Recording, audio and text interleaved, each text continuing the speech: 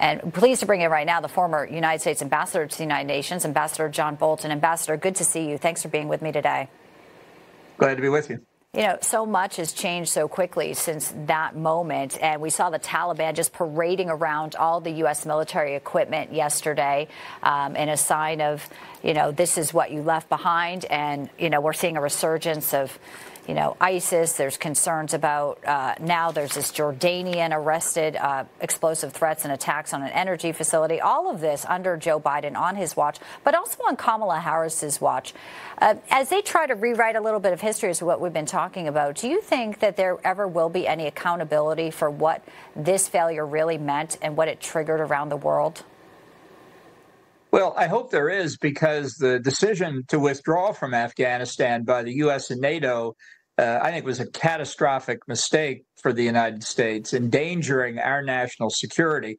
Certainly, the execution of the withdrawal was very, very poor, no doubt about it. You've mentioned the 13 service members who were killed at Abbey Gate, many more put at risk. But right now, I'm worried that the return of foreign terrorist fighters to Afghanistan, which was entirely predictable and was predicted by a lot of people, whether it be ISIS-K or Al-Qaeda, are already showing the capability of conducting terrorist attacks in remote places, but started from Afghanistan, and it's very likely that they're on the way to the United States if they're not already here. And, you know, Kamala Harris is acting like, according to her ads, that she's been tough at the border. And you said if they're not already here. There was also a report today that the U.S. is going to impose sanctions targeting Houthi and Hezbollah. But we all know this is a little bit of a smokescreen when you put in sanctions.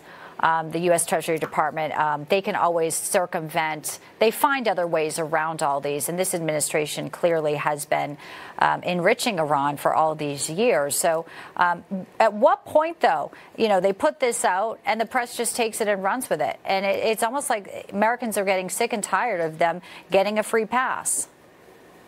Yeah, well, unfortunately, the best day a sanction usually has is the day that it's announced, because as has become clear over a long history, we just are not enforcing sanctions effectively. And indeed, the Treasury Department often provides roadmaps around the sanctions that American companies can take advantage of, and obviously foreign companies can as well.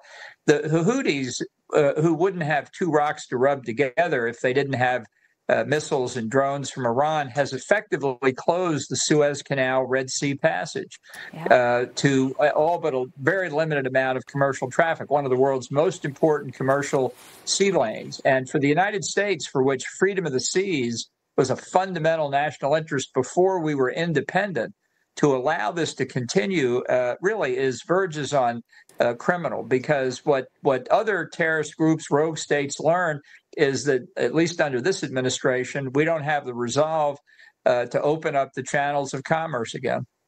No, and clearly there are ceasefire talks happening right now, and there is a wait and see sort of when Iran, what they will do. I'm not so sure if the ceasefire is an impactful thing for them. But as you look at these ceasefire discussions today happening in Qatar, do you think in the next 24, 48 hours there could be something bubbling up in the Middle East, depending on what happens today there? Well, the administration has gone out of its way to put pressure on Israel not to defend itself adequately, not to respond to Iranian attacks. They're obsessed with the notion of getting a ceasefire. They were when Biden was the candidate. They are when Harris is the candidate, because they think if they can put the Middle East off the front pages, if they can put Ukraine off the front pages, they can pretend like their guidance of American national security has been a success when it clearly has not. Well, on the front pages in the next few days, we know will be this botched withdrawal of Afghanistan there. Ambassador Bolton, always good to see you. Thanks for being with us today. Glad to do it. Thank you. And don't